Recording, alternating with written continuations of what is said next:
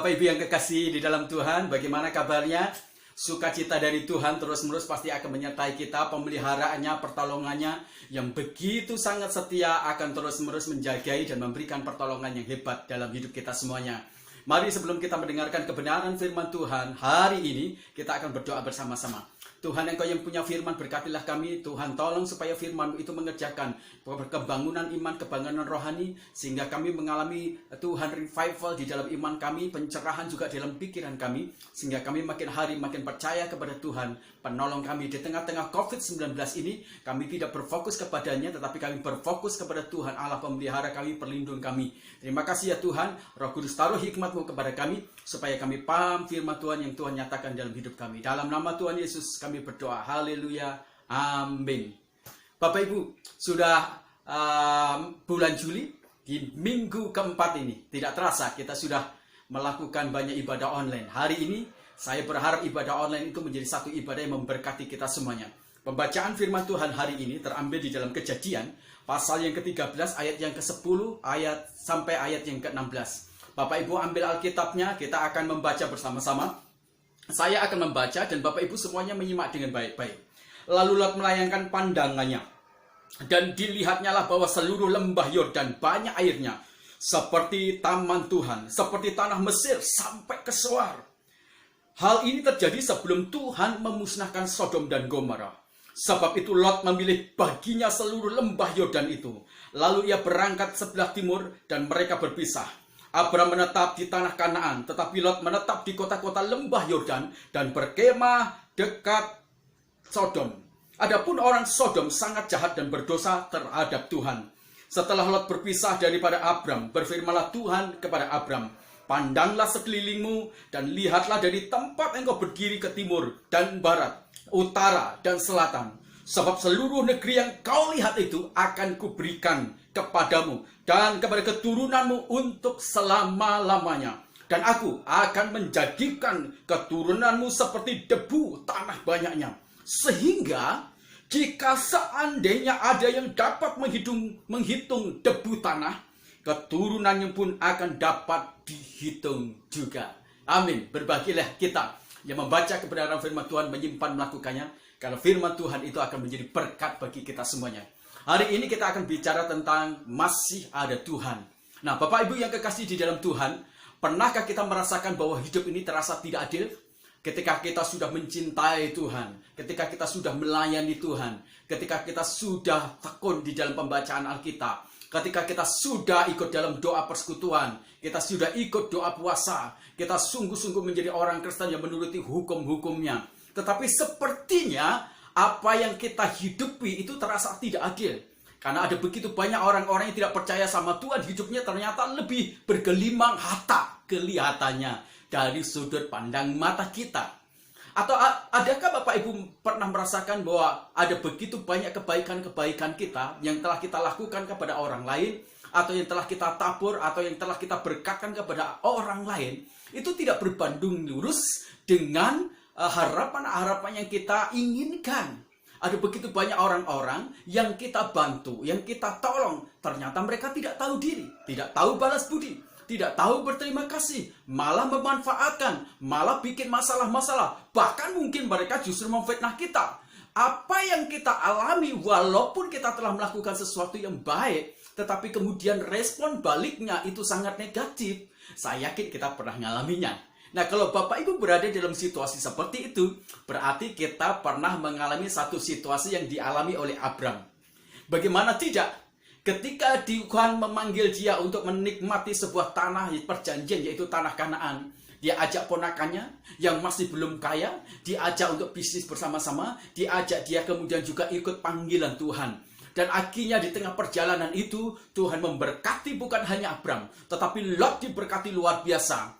Tetapi seluruh kebaikan, seluruh hal-hal yang dialami oleh Abram itu tidak berbanding lurus dengan respon dari Lot dan seluruh pengikutnya.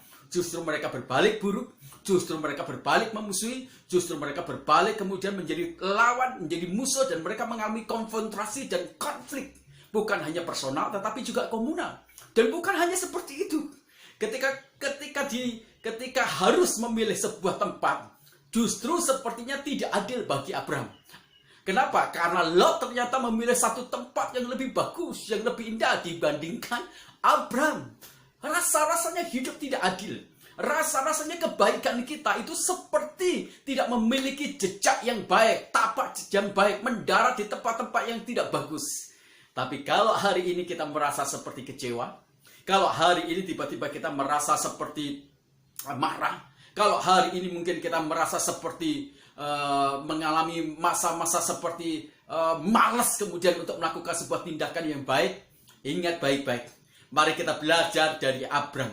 Walaupun banyak hal-hal yang bisa mengecewakan dia oleh karena perlakuan-perlakuan yang tidak tahu diri dari ponakan dia Lot, atau rasa-rasanya hidup tidak adil, tetapi Abraham tidak menjadi kecewa. Hatinya tidak menjadi kecil. Abraham tidak menjadi marah. Abram tidak kehilangan kepercayaannya. Abram tidak menjadi buruk karena semua hal hidup yang kelihatannya tidak adil, atau perlakuan-perlakuan yang tidak baik dari hal-hal yang telah dia terima dari orang-orang yang telah dia bantu, dia telah tolong, telah dia sukseskan, telah dia berhasilkan. Mari kita belajar bersama-sama Bapak Ibu yang kekasih dalam Tuhan. Pada waktu segala sesuatu tidak baik, tidak sesuai dengan keinginan kita, pada waktu segala sesuatu seperti tidak adil, ingatlah seperti yang dialami oleh Abram dan bagaimana cara berpikir Abram. Karena di balik segala sesuatu yang buruk itu, ingat baik-baik, masih ada Tuhan. Masih ada Allah yang berdaulat. Masih ada Allah yang bertanggung jawab. Masih ada Allah yang bersama-sama dengan kita. Nah, pelajaran apa yang dapat kita petik, Bapak Ibu, dari pelajaran kisah antara Abram dan Lot ini? Tapi kita tidak belajar dari Abram, tapi kita juga belajar dari Lot. Tapi kita bisa memetik pelajaran-pelajaran praktis yang bisa menuntun kita semuanya untuk kita menjadi teguh dan kuat iman kita semuanya. Yang pertama, siapa yang menyertai kita itu justru yang menentukan masa depan kita. Bapak Ibu, ketika Lot dia memilih sebuah tempat, apa yang terjadi Bapak Ibu? Dia pilih sebuah lembah Yordan. Di sana airnya begitu sangat deras, bagus. Tempat daratannya subur, hijau. Semuanya gemuk, luar biasa. Itu secara geografis yang ada di dalam pikiran, yang ada di dalam pandangan mata Lot. Bagi Lot, yang dia pikirkan adalah mata air itu menyertai hidup mereka. Bagi Lot, yang dipikirkan adalah dataran dari Yordan yang subur luar biasa. Bagi Lot, daerah kota yang begitu berkembang, indah, luar biasa, itu yang menyertai pikiran dia. Jadi yang ada di dalam pikiran Lot, yang ada di dalam hatinya Lot, adalah hal-hal yang sifatnya jasmani. Apa itu? Yaitu kesuburan, yaitu sungai air yang meluap-luap, kota yang sedang berkembang luar biasa, datarannya begitu datar, sehingga kalau diupayakan bisnisnya begitu lancar luar biasa. Itu yang diharapkan oleh Lot menyertai sepanjang hidup dia. Bagaimana dengan Abram? Ketika Abraham setelah melihat apa yang dilakukan oleh Lot, matanya melihat sekelilingnya, tanah yang dia terima itu seperti tanah gunung batu. Di sana hanya terbentang padang gurun, di sana hanya pasir panas luar biasa, gersang, dan tidak ada seperti kehidupan, tidak ada seperti kemajuan, tidak ada kota, semuanya sunyi. Berbeda dengan apa yang dialami oleh Lot. Tetapi Bapak Ibu yang kekasih di dalam Tuhan, apa yang dipikirkan dan dirasakan oleh Abraham bukan didasarkan kepada fakta-fakta jasmani. Abraham melabuhkan penyertaan dia itu kepada Tuhan itu sendiri. Abraham melabuhkan seluruh pandangan yang menyertai pikiran dia, perasaan dia yang disertakan, bahkan cara mata dia melihat itu disertakan Tuhan di sana. Sekalipun itu padang gurun, tetapi dia tahu bahwa yang menyertai dia itu adalah Allah yang sanggup mengubahkan padang gurun itu menjadi surga. Sekalipun dia tahu bahwa gunung batu, tetapi Allah yang menyertai dia, yang menciptakan gunung batu, bisa menumbuhkan banyak pepohonan-pepohonan. Sekalipun tanah gersang, tetapi Allah yang menyertai dia, bisa menumbuhkan macam-macam kebutuhan pangan pokok yang luar biasa bagi dia, bagi seluruh pembantu-pembantunya, dan bagi keluarganya, dan bagi masa depan dari keturunan dia. Siapa yang menyertai kita, itu yang menentukan sukses di hidup kita. Bapak Ibu, Ketika Abraham melihat itu semuanya, kelihatannya tandus, kelihatannya gersang, gunung batu. Tapi yang dia lihat bukan sekedar itu. Yang dia lihat adalah Tuhan yang menyertai dia. Sang pencipta langit bumi. Yang mampu melakukan segala sesuatu dengan cara-cara yang ajaib. Sekali dia berkata, maka jadi, maka ada, maka terwujud. Itu yang dilihat oleh Abraham. Dia tidak melihat sekedar secara fisik, tapi dia melihat Allah yang memberikan tanah itu semuanya. Walaupun itu padang gurun, tetapi ada Tuhan di sana. Walaupun itu gunung batu, tapi ada Tuhan di sana. Walaupun itu tanah gersang, tapi ada Tuhan di sana. Walaupun itu tanah yang panas, suhu yang panas, tapi ada Tuhan di sana. Dan itu yang jauh lebih besar yang diperhitungkan oleh Abraham. Nah, Bapak Ibu yang kekasih di dalam Tuhan, ingat baik-baik. Mata Abraham itu tertuju penyertaannya kepada Tuhan yang menciptakan langit dan bumi ini. Mata Abraham tertuju kepada Tuhan yang begitu perkasa, Allah yang begitu dahsyat, luar biasa. Tuhan tahu mampu memberkati dia. Dan ketika Tuhan itu memberkati, tidak bergantung dari segala sesuatu yang ada di dalam dunia ini. Allah sanggup mencurahkan segala berkatnya, bahkan segala sesuatu yang tidak mendukung di dalam dunia ini. Tapi kalau Allah mau memberkati, maka tidak ada satupun yang bisa menghambat. Tidak ada satupun yang bisa menutup. Kalau Allah memberkati, walaupun mungkin situasi di tempatmu itu seperti padang gurun, tanah gersang, panas luar biasa, tidak ada kota, tidak strategis, atau mungkin gunung batu yang tidak bisa menghasilkan apapun juga. Tapi bagi Tuhan itu tidak akan pernah menjadi halangan. Dia sanggup membuat berkat besar dalam hidup kita semuanya. Dia mampu untuk melakukan hal-hal yang hebat bagi kita semuanya. Maka percayalah kepada Tuhan. Libatkanlah Tuhan, sertakan Tuhan. Ingat baik-baik, yang menyertai kita yaitu Tuhan. Itu yang akan menentukan masa depan kita semuanya. Maka percayalah kepada Tuhan dengan segenap hatimu. Jangan bersandar dengan matamu, dengan pikiranmu, dengan perasaanmu, atau segala situasi. Anda jangan berpikir kalau saya bersahabat dengan orang kaya, pasti hidup saya enak. Kalau saya punya orang-orang gereja, saya punya dengan orang-orang kaya, pasti akan tersupport luar biasa. Tidak, tidak. Hanya kepada Allah, hai orang-orang benar, matamu tertuju di sana. Hanya kepada Allah, hai orang-orang benar, pikiranmu harus disertakan Tuhan di sana. Hanya kepada Allah, hai perasaan dan hatimu, kepada Dia kau harus bergantung. Mintalah Tuhan menyertai hidupmu. Mintalah Tuhan menyertai sepanjang masa depanmu. Dan izinkan Dia berbuat dengan segala kedahsyatannya dalam hidup kita semuanya. Amin. Luar biasa. Tuhan akan bekerja dahsyat kalau Dia menyertai kita semuanya. Ada begitu banyak orang-orang yang disertai oleh Tuhan. Dalam Alkitab mencatat bagaimana mereka menjadi hebat luar biasa. Karena Tuhan menyertai mereka semuanya. Bapak Ibu yang kekasih di dalam Tuhan.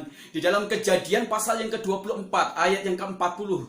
Tuhan membuat berhasil bujang dia dalam segala tugas-tugasnya. Tuhan buat dia berhasil luar biasa. Di dalam Kejadian pasal yang ke-39 ayat yang kedua, Tuhan menyertai Yusuf sehingga apa saja yang dikerjakannya itu menjadi berhasil. Ketika dia di rumah Potifar, dia menjadi berhasil luar biasa. Ketika dia di penjara, dia menjadi berhasil luar biasa. Ketika dia menjadi orang kedua dari Firaun, dia menjadi berhasil luar biasa. Belum lagi terhitung tokoh-tokoh yang menempatkan Tuhan itu menjadi sumber penyertaannya. Bapak Ibu bisa lihat tokoh-tokoh seperti Gideon, Musa, Jefta, kemudian Simpson, dan tokoh-tokoh Alkitab yang lain. Bagaimana penyertaan Tuhan itu menjadikan mereka menikmati hasil masa depan gilang gemilang. Bagaimana mereka menikmati segala sesuatu yang luar biasa.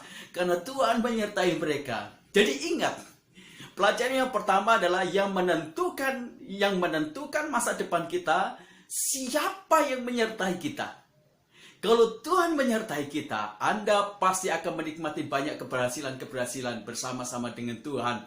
Dan bukan hanya sekedar keberhasilan jasmani. Kalau Tuhan menyertai kita, ada satu keberhasilan yang sangat betul, otentik, yaitu kita bisa menjadi satu pribadi yang berkenan kepada Allah, yang menyenangkan Tuhan, yang membuat Tuhan itu bersuka cita atas hidup kita semuanya. Ini yang luar biasa. Yang kedua, Bapak Ibu yang kekasih dalam Tuhan, pelajaran yang kedua, siapa yang menjaga karakter baiknya, ia akan memiliki masa depan. Bapak Ibu yang kekasih di dalam Tuhan, kalau kita melihat proses bagaimana konflik ini diselesaikan secara ke dunia ketimuran, maka kita melihat bahwa akhlak dari Lot itu sebenarnya memiliki satu adab yang tidak cukup bagus. Moralnya itu adalah moral yang begitu buruk luar biasa. Etikanya adalah etika yang tidak etika yang baik, etika yang tidak benar luar biasa. Kenapa? Karena seharusnya sebagai orang muda, dia akan menyerahkan pemilihan pertama kali itu kepada Abram. Karena itu merupakan sebuah peradaban dan adab dan moral etika yang tinggi dalam dunia ketimuran. Apalagi kalau itu berhubungan dengan orang-orang Israel. Sangat-sangat penting sekali. Tetapi Lot sangat tidak tahu diri. Lot tidak tahu balas budi. Malah berkonfrontasi dengan Abram setelah dia menjadi kaya luar biasa. Dia menjadi arogan, bahkan dia memilih untuk dia menentukan lebih dahulu tempat-tempat yang mana yang harus dia miliki. Sungguh tidak punya adab. Tapi bagaimana dengan Abram? Ketika Lot sudah memilih dengan arogannya dan tidak menghormati keberadaan dari Abram, apa yang dilakukan oleh Abram? Alkitab mencatat Abram tidak marah. Abram tidak benci. Abram tidak dendam. Abram tidak menempatkan Lot menjadi musuhnya. Ingat, dan Abram tidak mengungkit, membangkit-bangkitkan kebaikan-kebaikan yang telah diberikannya kepada Lot. Tidak ada usaha-usaha untuk mengatakan, Lot, aku yang berjasa buat hidupmu. Abram tidak pernah mengatakan hal itu. Abram sama sekali tidak pernah berpikir itu. Abram tetap baik. Walaupun sifat Lot itu buruk. Walaupun sifat Lot itu jahat. Bapak Ibu, ada yang unik begini. Alkitab berkata, penduduk Sodom dan Gomora itu jahat dan buruk di hadapan Tuhan.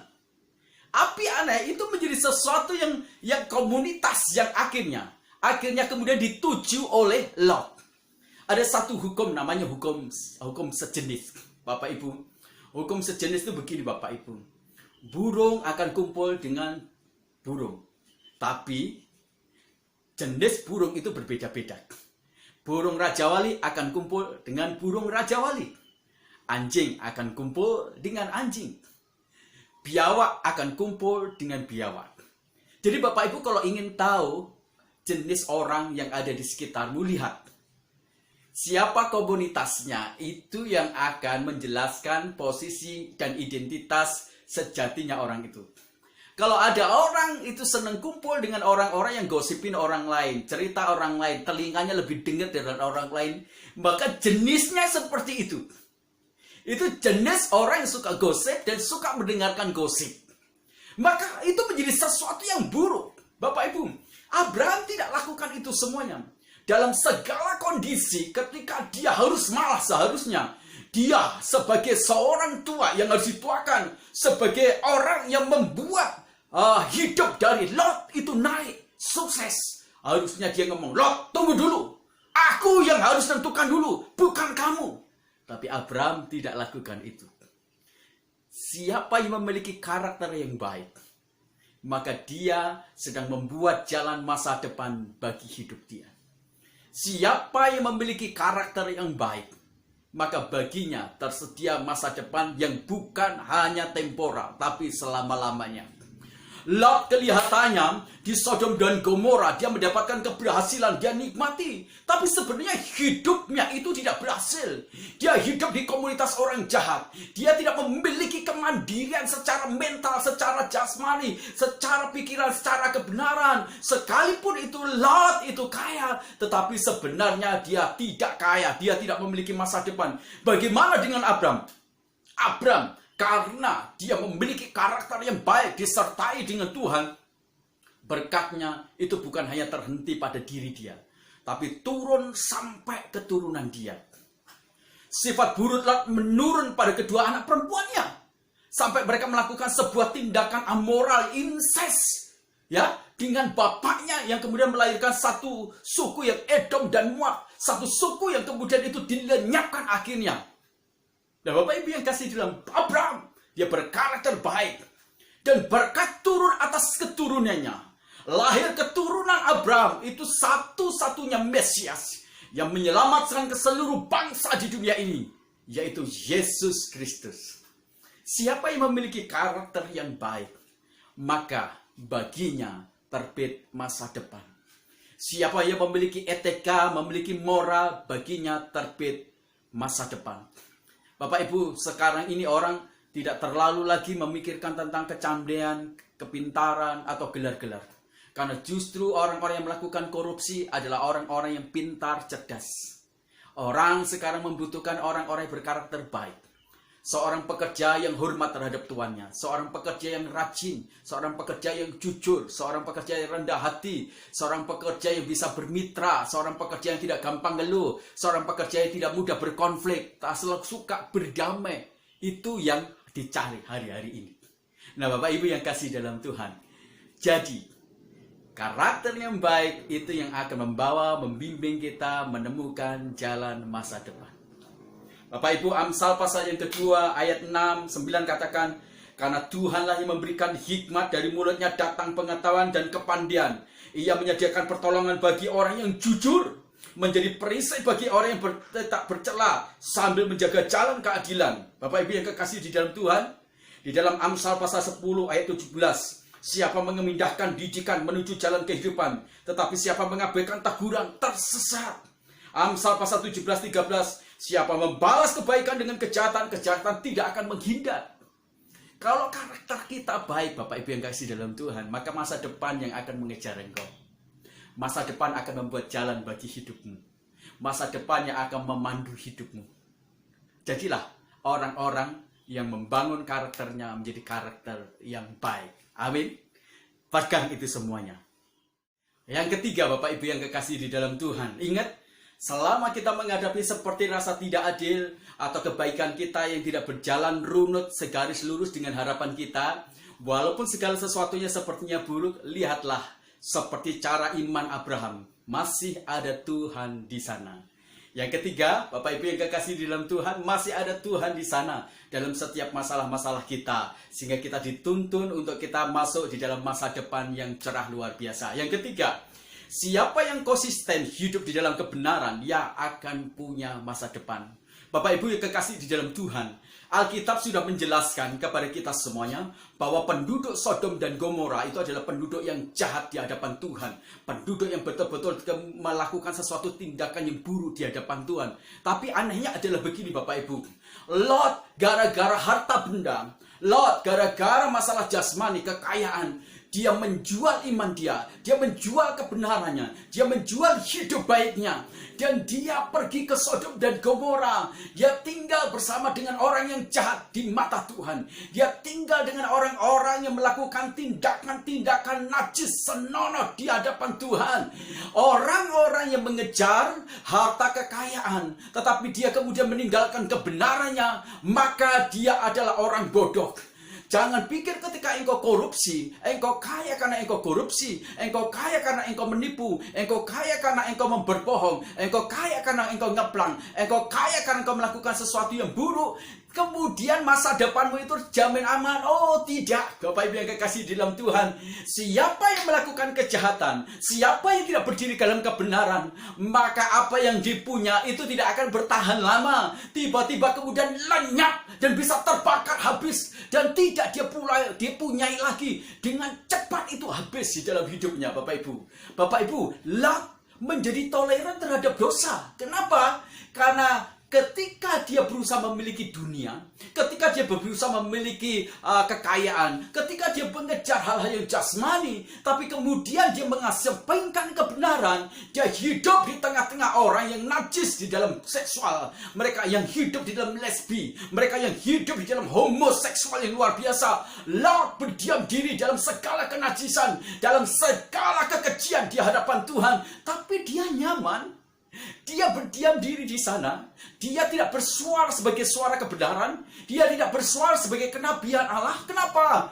Dia takut kehilangan kekayaan dia. Dia takut kehilangan yang berkaitan dengan masa depan dia. Dia takut kehilangan kekayaannya. Dia takut kehilangan sumber-sumber lumbung-lumbung yang membuat dia tercukupi. Gara-gara masalah jasmani, maka Lot berani mengorbankan segala kebenaran.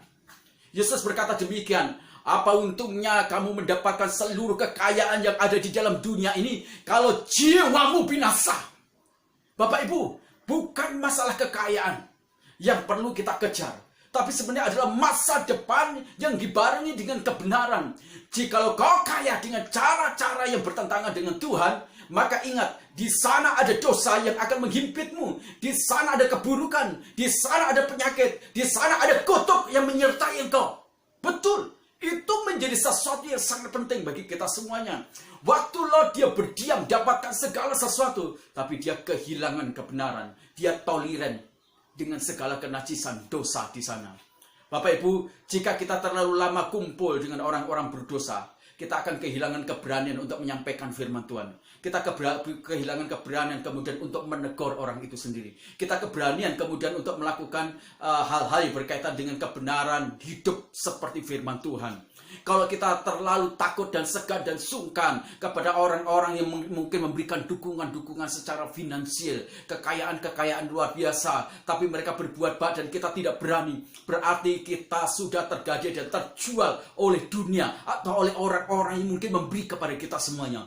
Sampai kita tidak berani bersuara kebenaran, maka harga diri kita sudah rendah. Kita sudah menjadi pribadi yang sudah tidak konsisten lagi di dalam kebenaran. Ingat, siapa yang konsisten dengan hidup di dalam kebenaran, dia yang punya masa depan. Abraham lebih memilih tempat yang kelihatannya buruk.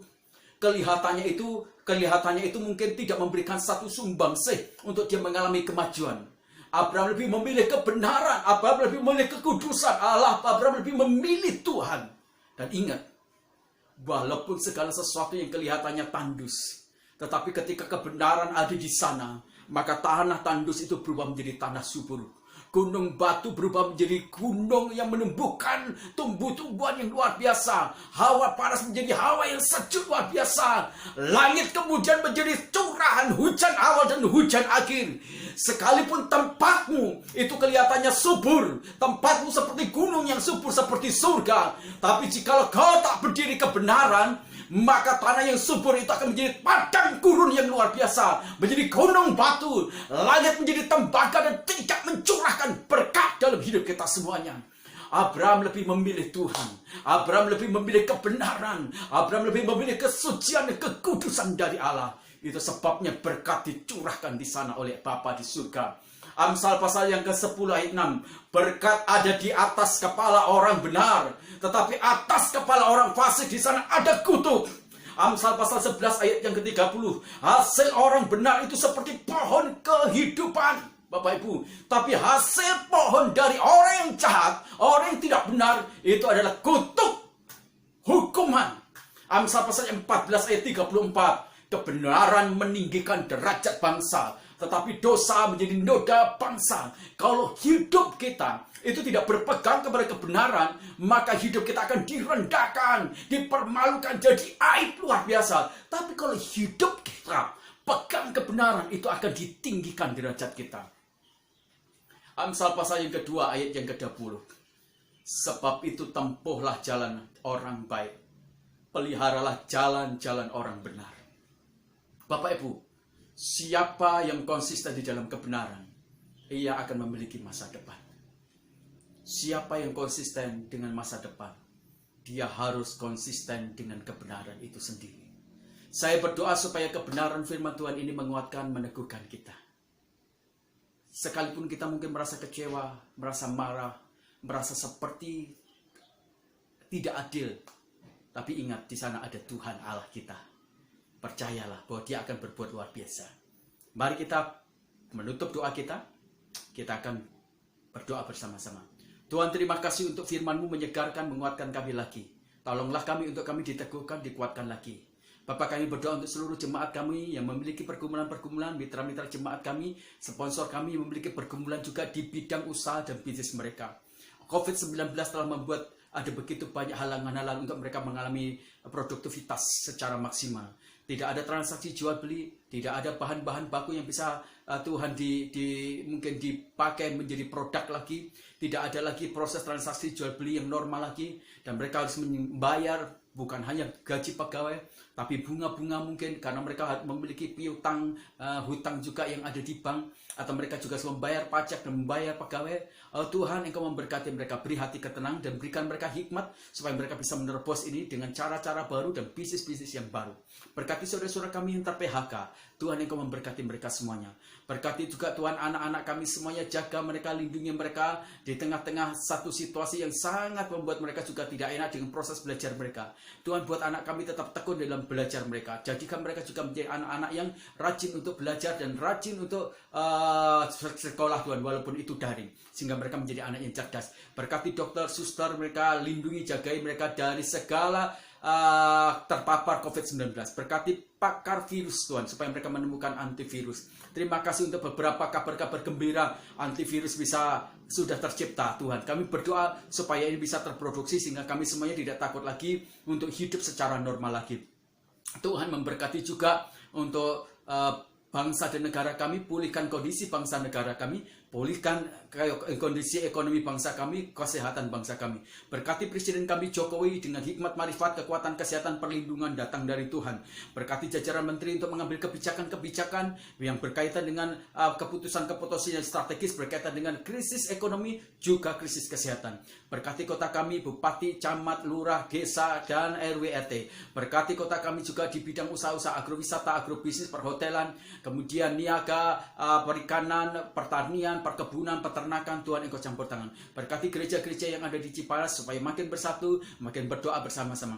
Berkati juga jemaat kami supaya tumbuh imannya, karakternya menjadi karakter yang baik, yang benar, supaya mereka semuanya menjadi pribadi-pribadi yang dikejar oleh berkat Tuhan. Sebab di mana ada Tuhan yang dicintai, di mana ada kebenaran, di sana Tuhan Engkau bersahabat, di sana berkat-Mu juga tercurah Tuhan. Kami percaya itu semuanya. Tuhan, kami rindu gereja kami memiliki sebuah gedung, gereja kami memiliki sebuah tanah, sehingga kami bisa membangun dan kami bisa memakai untuk kelas-kelas pemuritan Tuhan. Untuk sementara ini menjadi satu kendala bagi kami. Tuhan, Engkau kirimkan, Engkau suplai kami, suplai gereja kami, dan Engkau bisa mengirimkan orang-orang yang Engkau pakai untuk memberkati gereja kami. Kami percaya.